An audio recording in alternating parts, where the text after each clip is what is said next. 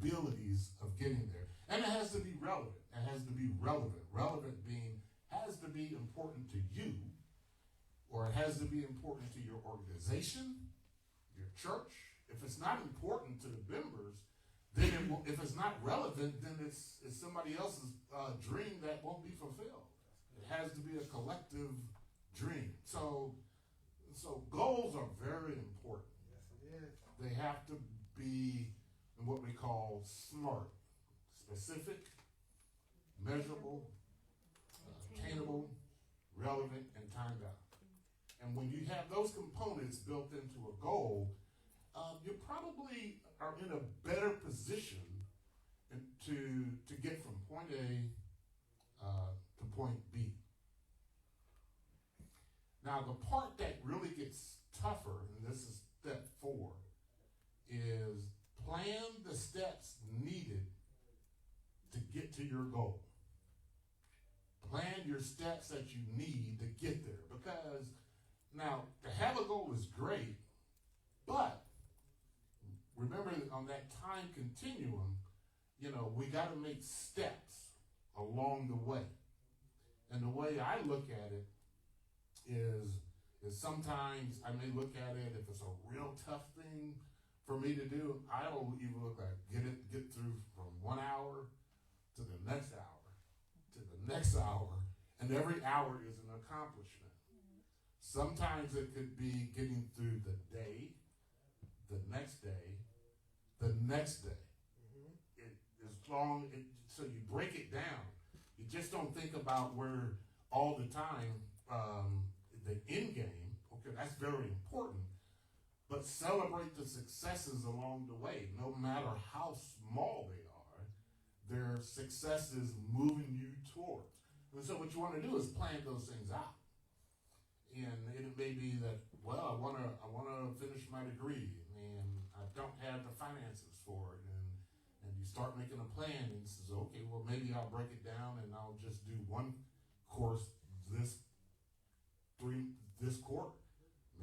Maybe I can do 2 the next time. You break things down into smaller steps, and so when you plan those things out, and when you say, for example, a year ago, about 2 years ago, when I was planning my bike rides, I said, I want to ride 2,500 miles this year.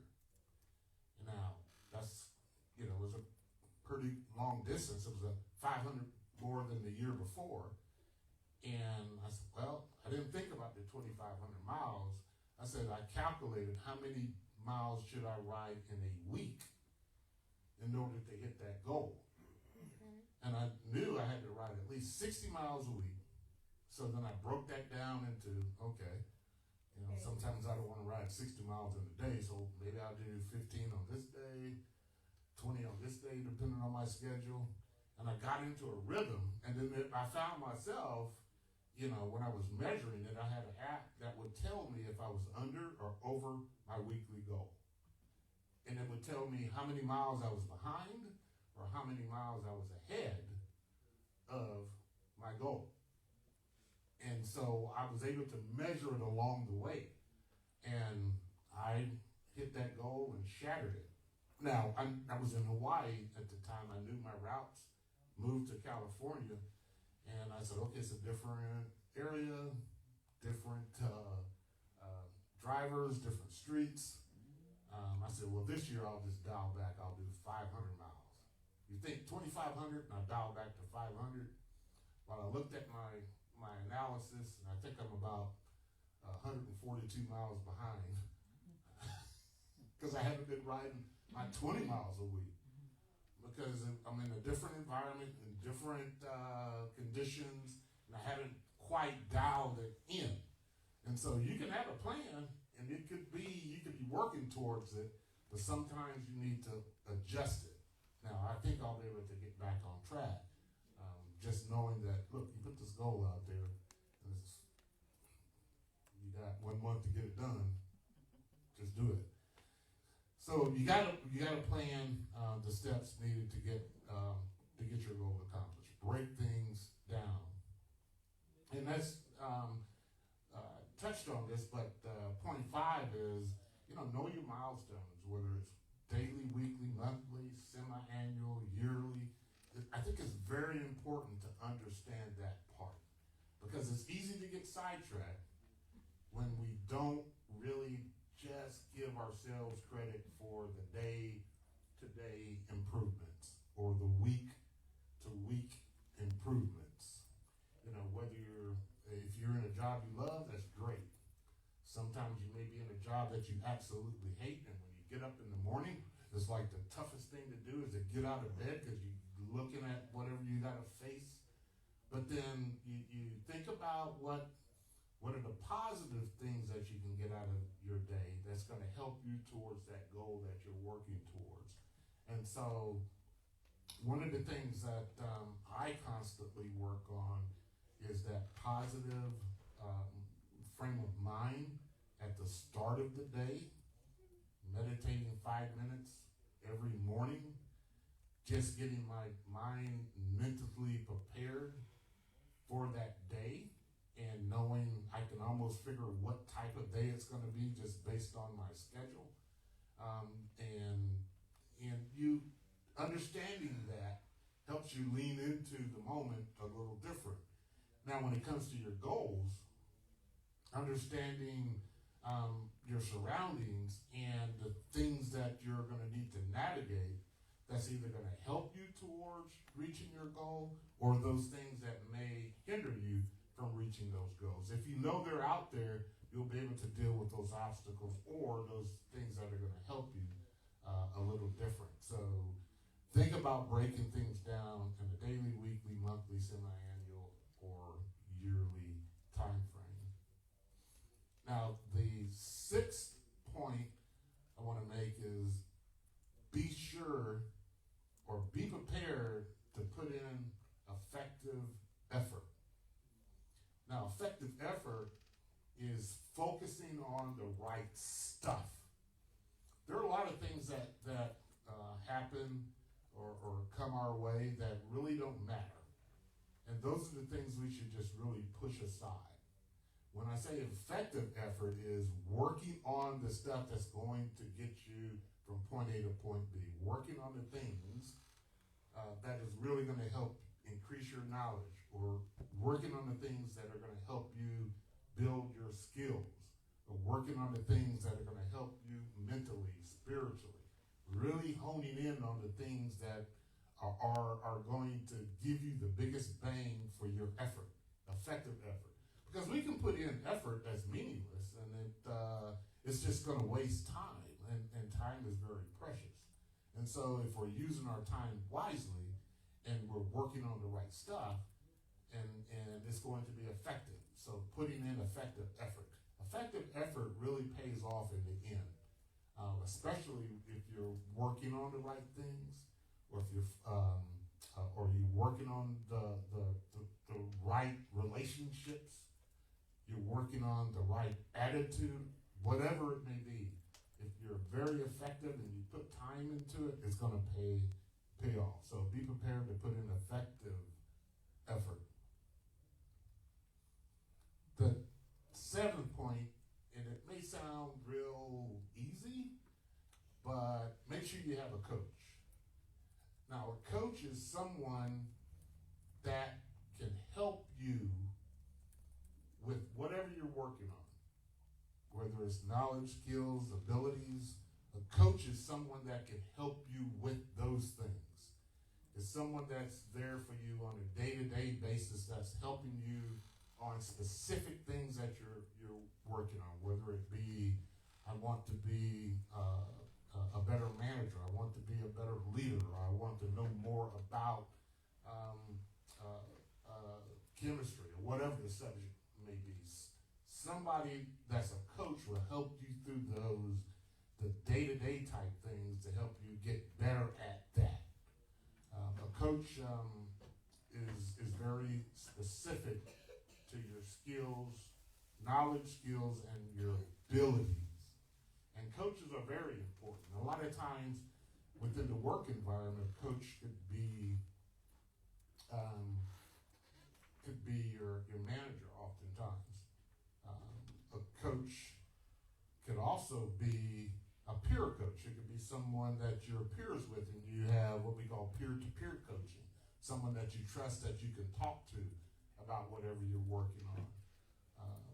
A coach could be someone within a position to help guide you through whatever situation it is. It could be your pastor, it could be your deacon, it could be your sister. It could be somebody that has knowledge in that area that can help you improve within a particular knowledge, skill, or ability. Now, the point 8 is be sure you have a mentor. Now, this one often surprises me when I ask people, do they have mentors? And people would say, no. Well, okay, mentors are very important because a mentor is someone that really listens, someone that really knows you, and they can help guide you. And from a career perspective, they help guide you in making the right decisions in order to help you move to where you're going. Remember that they're going to make sure you're planting peach seeds knowing you want to eat peaches later.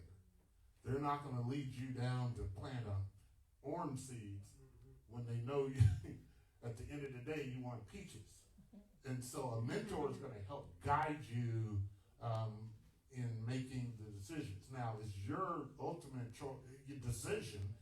We have to own our decisions.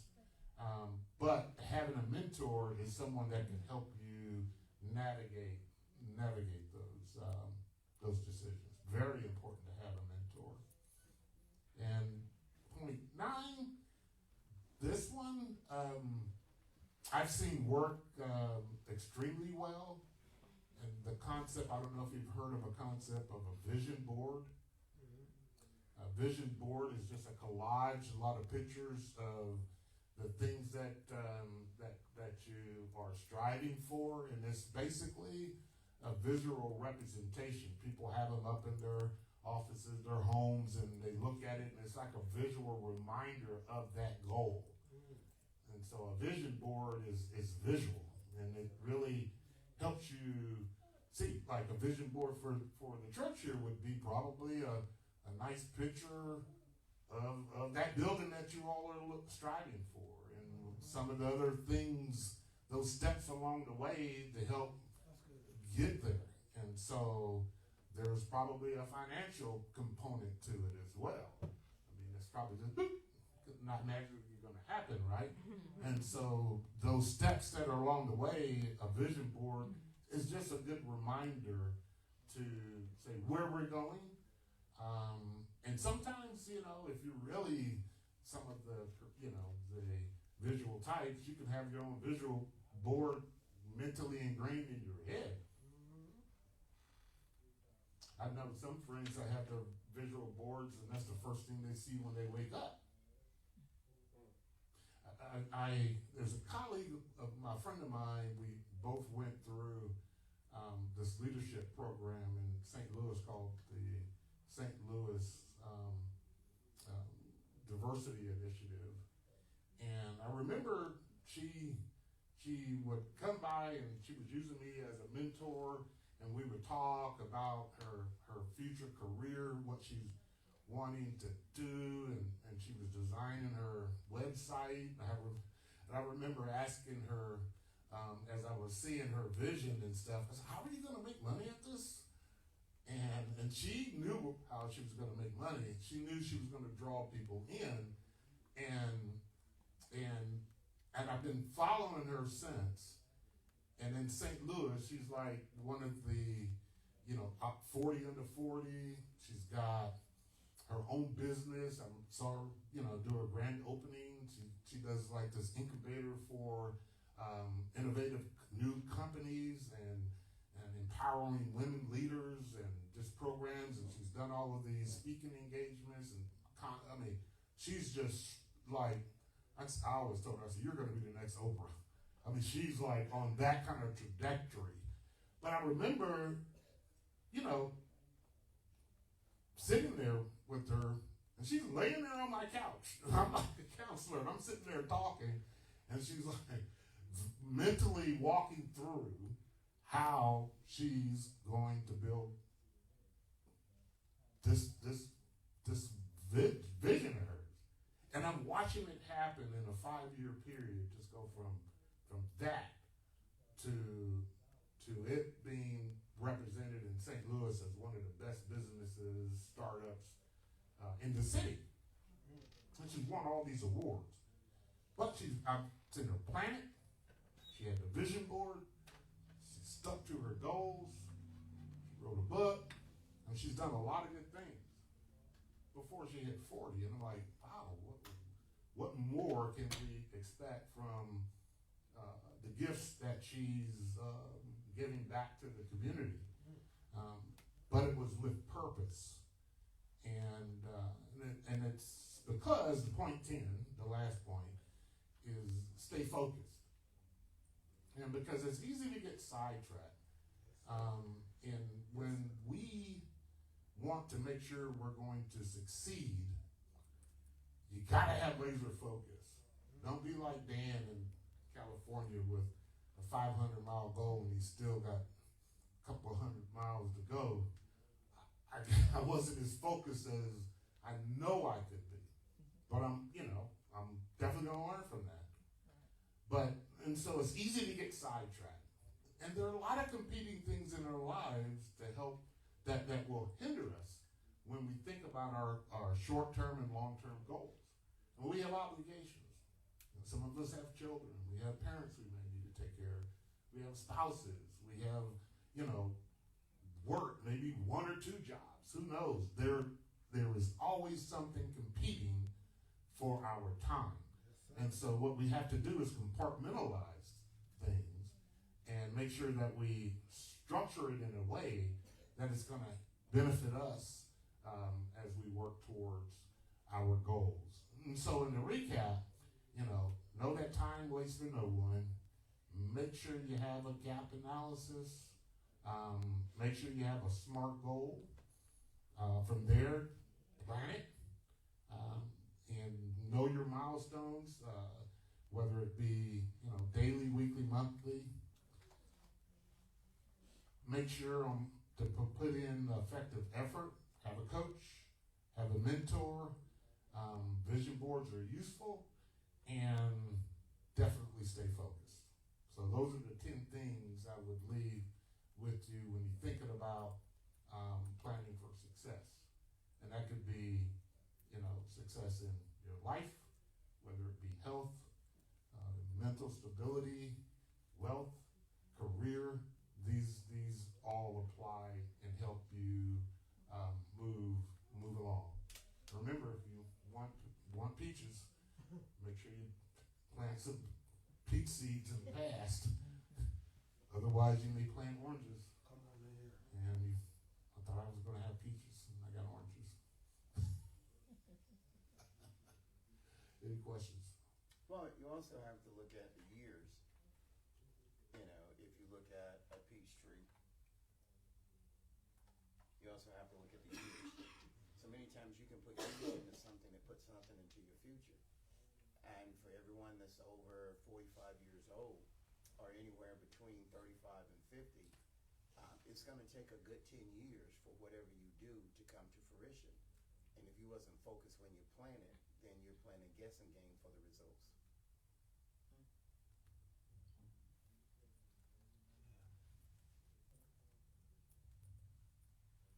That's why I say time is very precious. Because you can't grow much when you're 60. Now, there are a few people who can grow stuff very fast. Colonel Sanders, how old was he? Well, he was an anomaly. He created Kentucky Fried Chicken when he was really old. But there's a few people. Maybe he was thinking about that recipe for years ago. Had to be, but he couldn't just come up with it. Walt Disney, he was one that had all of these ideas and came up with the different cartoons and things late in life. But those are rare things. Yeah, the earlier you start, the more opportunity you have. Well, wouldn't it be better to say, stop focusing on hope and start building substance? Yeah, Hope's good to have, but hope, in a real plan, hope, I don't think hope exists. Hope is not a strategy. No, it isn't. Hope is not a strategy. And so many people, because of what they see, and you all need to be asking questions because y'all sitting there, I don't know I who's got got a it. question. Speak up. Can your coach and mentor be the same person, or do they need to be in two different professions? No, that's absolutely a good question. I actually and there was a third person I didn't talk about. Coach and mentor, and the third one is a sponsor. But a coach and a mentor can be the same person. My coach and mentor, and I didn't know he was my boss, and he, was my coach from a work perspective, but he took interest in me from the potential he saw in me from a HR career perspective. So he started really giving me great insight on how to be a leader and what does it mean to be a leader in corporate America, and what does it mean to be a diverse leader in corporate America before diversity was even thought of it was talked about during that time, but no real substance or the substance that we see today. And so, and he was a sponsor, somebody that opens up doors for you. If you have a coach and a mentor, that's the same person, that's powerful. If you have a coach, mentor, and sponsor all in one, that is rare and extremely powerful. Now, do you have to have all three? Is one? No. If you have them identified individually, that's great. If you don't have them, then that's when hope sets in. Because you may not have the structured plan or people to help you through from point A to point B. There's always somebody that has helped you go from point A to point B. I remember this guy over here. We were like 12, 13. Yeah. We were like two peas in the pod. Yes. And one thing I noticed about, and I thought about this on the plane yesterday, I said, Reggie knew exactly what he was going to do. I think we must have been about 12. Yes. About 12 years old when he went into the pulpit and stuff. It was like everybody in the church was like, whoa. And he was like going. And then people were looking at me like, I guess they were expecting me to be one too. And I'm like, I'm over here looking at Ray. But he focused, but he worked on his natural skills, his spiritual skills, but he really worked. And there were some real good leaders within the church that worked with him. Yes. And by the time, I could say, I'm not just saying this because he's my cousin or anything, but by the time he was 19 or 20, I don't think there were ministers that were really knowledgeable and good that were in their 60s, 70s, and some 80s, that he could go be right in there with them, knowledge-wise. And so it's because he started earlier. He had a lot of good sponsors. He had a good sponsor, your grandmother. Had great coaches, surrounded by great coaches. That's one thing we were blessed with. We were surrounded by great coaches. And we had mentors, people that we could look up to. That pays off when we pay attention to it. Now, I've seen individuals that are surrounded by talented individuals. Sponsors try to help. Coaches try to help. But if you don't take in those seeds, if you just don't take it in, I know what I know. I've seen blessings and people's just wasted gifts happen as well. I think the worst thing that an individual, at least for me, my biggest fear when I graduated from high school, I was the most afraid day in my life because I was afraid that what if I fail at this thing called life? So fear is a motivator. And that drove me even harder. And I had to navigate certain obstacles along the way. I was always finishing the things that my goals way later than where I started, whether it be my college degree. I didn't take a traditional route, but I stayed the course, and I had great mentors, coaches, and sponsors along the way that it was landing me in a pretty decent, I would say, place, at least for career satisfaction with me. I think the worst thing that when you had that fear, that drive, I think the worst thing that could be is when you are at the end of the road and your legacy is set, and you look back and you say, what was all of this for? Did you help anybody? Was your life fulfilled? Or was it just, we're passing through, time waits for no one. It was a short blimp on this continuum. And I'll talk about this tomorrow. We're born, we grow, we die. That's inevitable. So there's a continuum. How we use that time while we're going through, it'll either benefit us, it'll definitely benefit us based on the effective effort that we put in along the way. Time matters. Time matters. Great question. Powerful question. Because that's what it really comes down to, those having coaches and mentors and really listening and doing, taking their advice. And I think it's tougher for the new generations coming in, by the way, because we're in this, the age of, the internet and artificial intelligence and chatbots and everything is supposed to be right there at our fingertips. But if the world has all of this information, why, in my opinion now, why do we not seem smarter as a human race?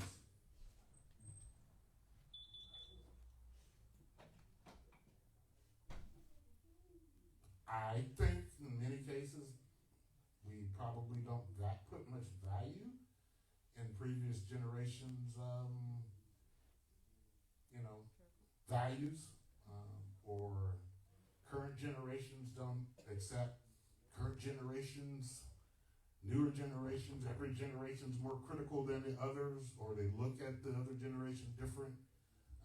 And I think there's a disconnect somewhere along the last 75 years, especially in our country. There's been a major disconnect that continues to widen even more.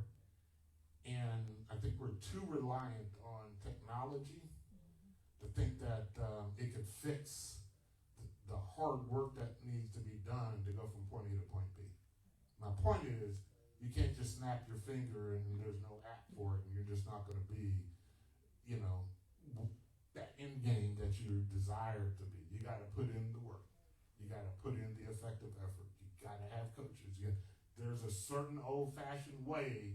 Now, there's tools that will help us along the way, but we can't just depend on, you can't internet and Google your way through life. Sometimes you're going to have to put boots on the ground and actually apply it. There's got to be some substance behind what you do. I look at a lot of resumes, and some people like writing their resumes based on the words that are on the job application. They write their resumes, and they get into the resumes, and you start digging into some deep questions, and they look at you, and I'm like, there's no substance here. We got a resume. We got a resume word writer here.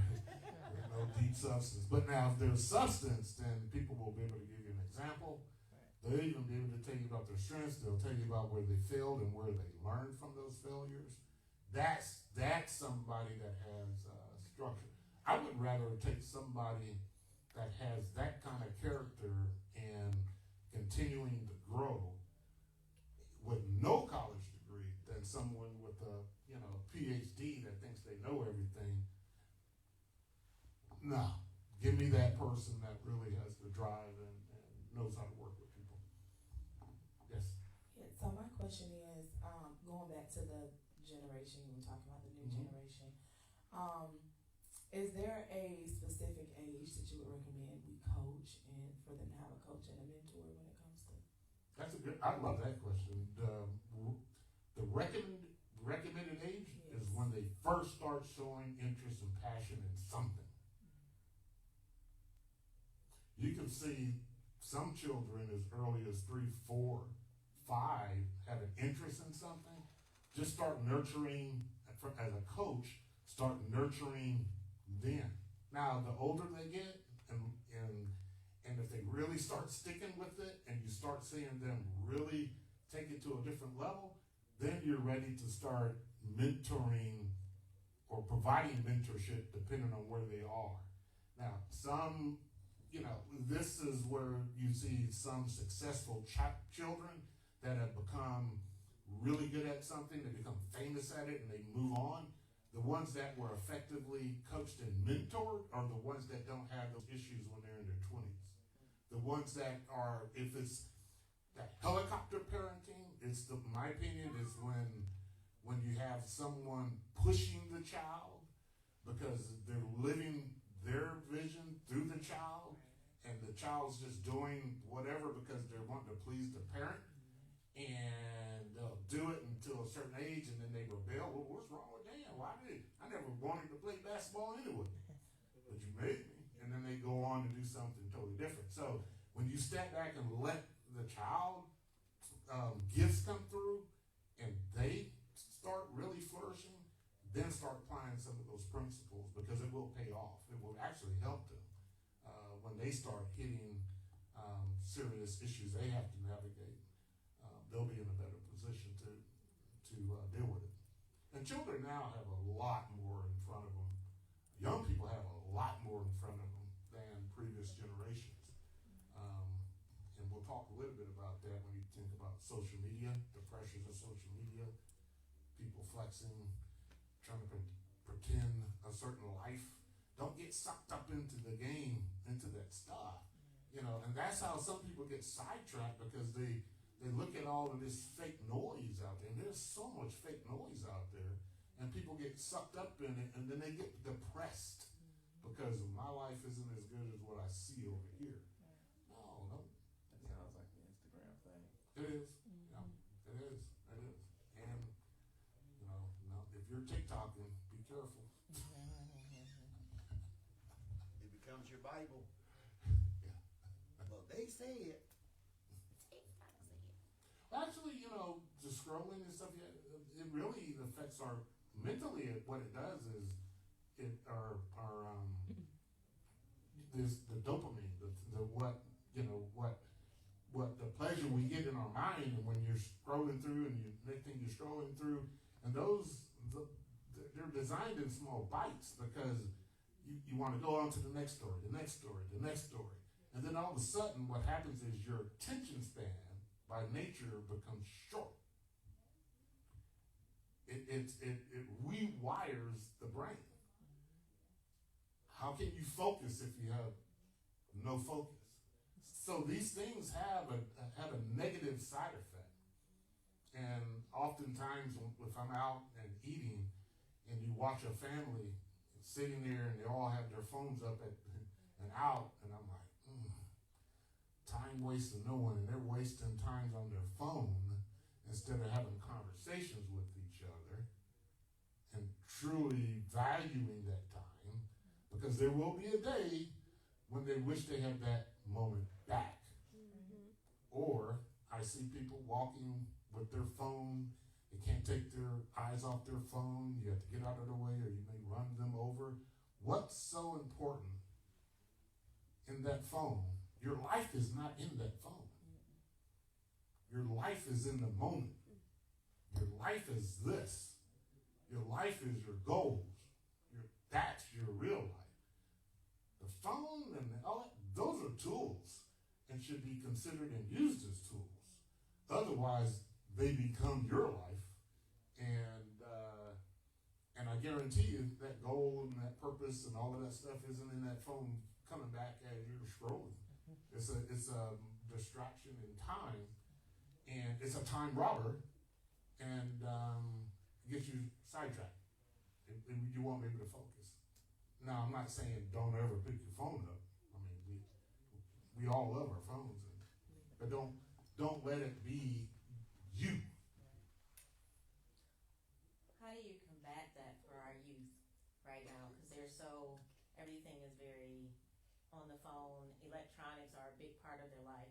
How do we get them to not only just dial back the electronics, but to get them to slow down and think that they have to work and not look at all these instant successes and think. Let me answer that one. First of all, you have to be the parent. Parents today feed into their children because parents are not being parents.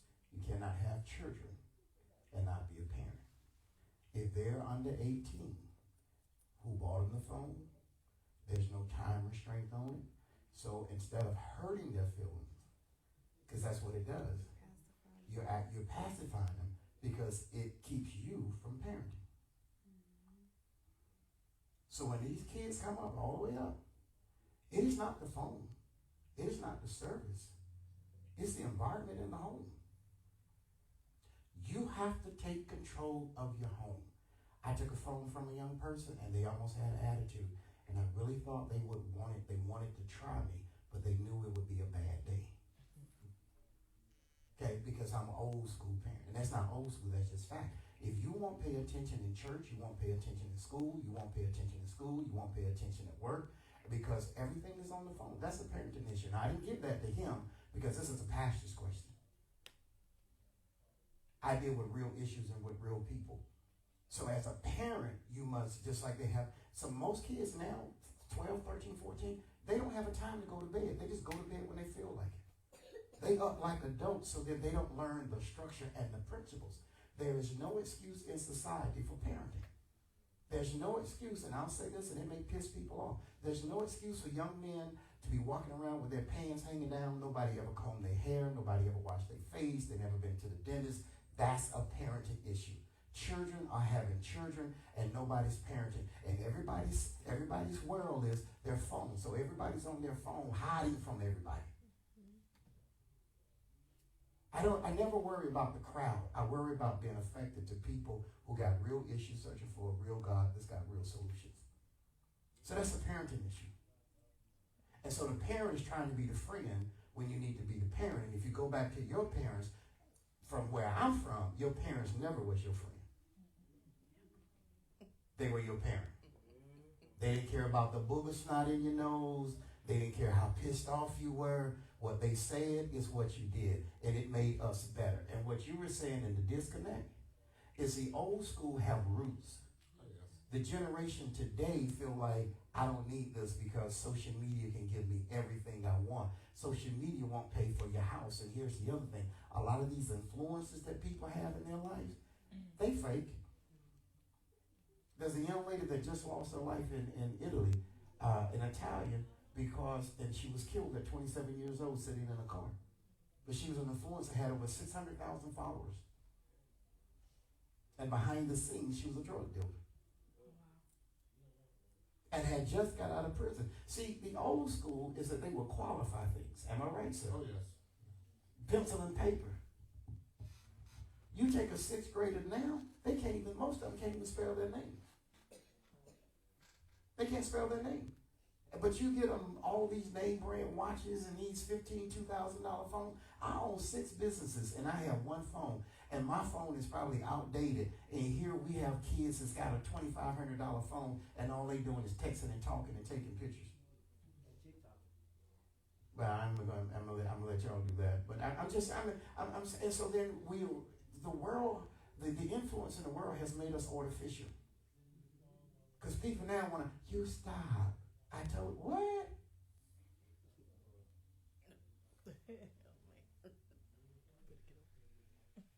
Then when the police beating them down in the street, now we want to march with a fan. Most of our problems in our today's society, regardless of your ethnicity, It begins in the home. Most children today don't have a real home. People are living in situations. No structure. And that's not the glory part. You know, we like to be bougie and have on our little shoes and all of that. We want to look a certain way, but we ain't living that way. Yeah, it goes back to, you know, the pair, wanting pairs and what types of seeds. And so that concept really is, we've all heard of it, karma. It's like, where we are today is not by luck. Whether it's decisions we made from a spiritual perspective, decisions we made from a financial perspective, health perspective, all of these things, where we are in this today, in this moment in time, our happiness or our sadness or where we are is not by luck. It's because in the past, along the way, the different seeds that were planted, the different decisions, you know, I didn't study, I wanted to be an influencer, I wanted and then at some moment in time in the future, the outcome may not be where we want it to be. And so time matters, and the moments matter. Each day matters. I'm dealing with an issue with one of my close family members. And I'll tell you more about it later. Okay. But it made me reflect on the time continuum, the decisions that he made over time has brought him to a moment that He's not prepared for. no. And that's the thing that we don't get about our attitude, and it goes back to the 4 horsemen. And I'll say this, and we're going to close up. There are 4 things in life you're responsible for. Your attitude, your behavior, your focus, and your discipline. God will not manage those. That is called free will. There's 4 things in life. No one can motivate you better than you. You should never do something for other people. These are the 4 things. And I've had preachers and people and prophets and all these people get ticked and, you know, God, no. God will never change your attitude. He will never fight you over your choice. Attitude, behavior, focus, and discipline. That is your human right from God. And the problem is that attitude that we had that day, you don't see it come back that day, but you talk about karma, it flips up. This is the reason I brought him in, is this fact right here, is I want your life to be balanced. I want you to be successful. I'm not the pastor. I'm not the person that just want to get you happy. I want to force you into your future, that fear is no longer a factor, that your passion and your dreams come to life. The things that you're in control of, it's most of the things we're not in control of. Too many people are affecting your attitude. Your attitude affects your behavior. It affects your communication with your constituents and with yourself. If you're not focused, you said it, time waits for no one. You're losing time. If you're not disciplined, you do not want to be going to school at 62. You don't want to be going to school at 40 like I was. I'm listening. So and what I want to do as a pastor, now I'm a pastor today, what I want to do is share with you, you're not going to get that time back. I've asked many college professors and chancellors, why do certain groups wait so late to go to school? And it's only, I think when I did the statistical data, it's only 4% of your life. Get that 4% done and out of the way. No one should have to force and make you be what you're supposed to be. Those 4 things, you own those 4 things. It's like I said about parenting, whether it's yours, mine, whoever. Too much time for our children. And when you're spending time in an imaginary world, then you can't deal with reality. And like I say, people run from reality and go to the church because they can be entertained, when the church should be your first reality. If there's ever a sobering and intent moment, it should be in church. But church is entertainment. Let me get you happy. Whoa, hallelujah, thank you, God. That's not going to shout your rent away. That's not going to shout your mortgage rate. That's not going to pay your bills. That's not going to keep your job. Prayer is not going to keep your job. Now, they can get mad at me, but I've been in this, as you say, I've been in this, and I'm 62, that's a long time. That's at least 50 years. And I spent most of my time on the floor. So I don't come to you to play with you. I don't ever want you to come to this ministry and I waste your time. I'm challenging you. Your life is important. Why? Because you got little people behind you. You got grandchildren. You got nieces. You got nephews. And if this generation is out of hand, what's the hope of that generation? And who's going to help you when you get old? You keep living, you're going to get old.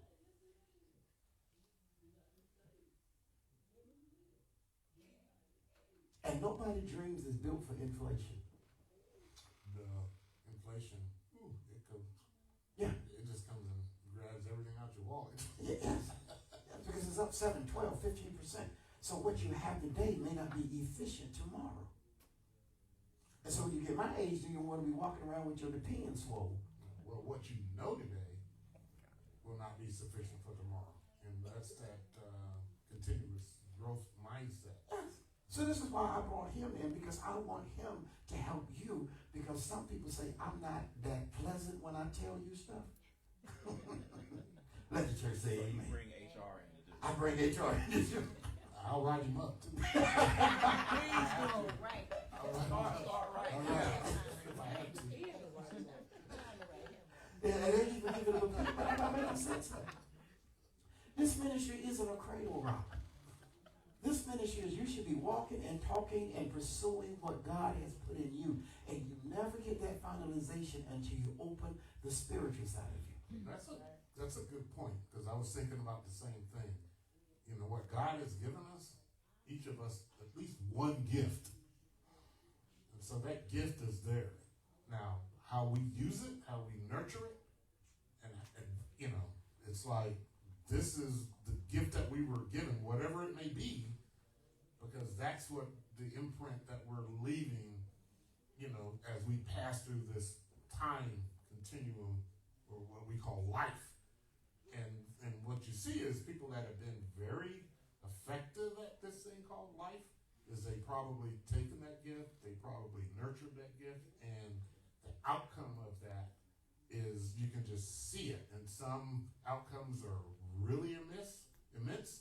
Some are local, some are statewide, some are worldwide.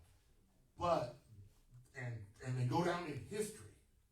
And sometimes you may go down in history within your own high school, but you go down. You may go down in history within your own family, but you go down. You've impacted, you've used that gift. Now, the worst thing that I think we can do is take that one God-given gift and not nurture it and not use it. And then we sit there at the end of the day and like, what was this thing all about? Just a blip. And your gift will fulfill what's missing in you. Oh, yes, it will. Because now you're walking through the spiritual authorization of God. He said, I found mine early on. That's why I'm very passionate, because I know the time that's lost.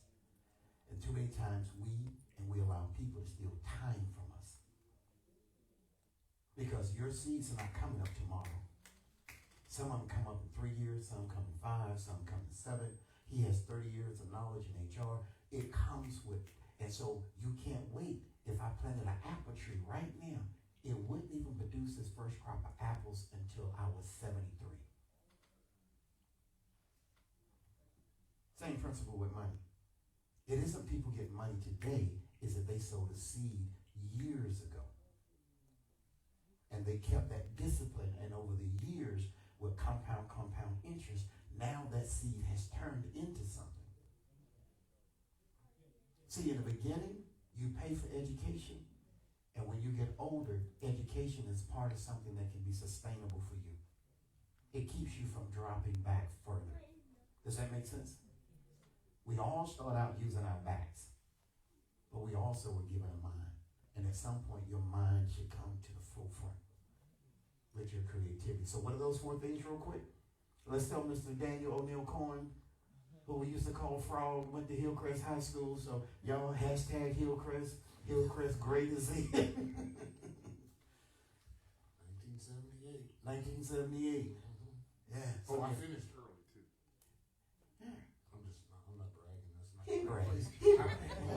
Somebody say he bragged. Him bragged. Him bragged. It's not the right place to be trying to shine. Listen, we love you guys. We thank you all for everything. We thank you for listening. Give a shout out to Rachel. She's one of your mentees. She's in Columbia. She was yes. online. Yes. I apologize for any technical difficulties that we've had. We've had a few, but I'm thankful and grateful that you came back on. You stayed. Lady Trish Bisa, good morning. Tell my good friend Daryl I said hello. God bless you all. We'll see you soon.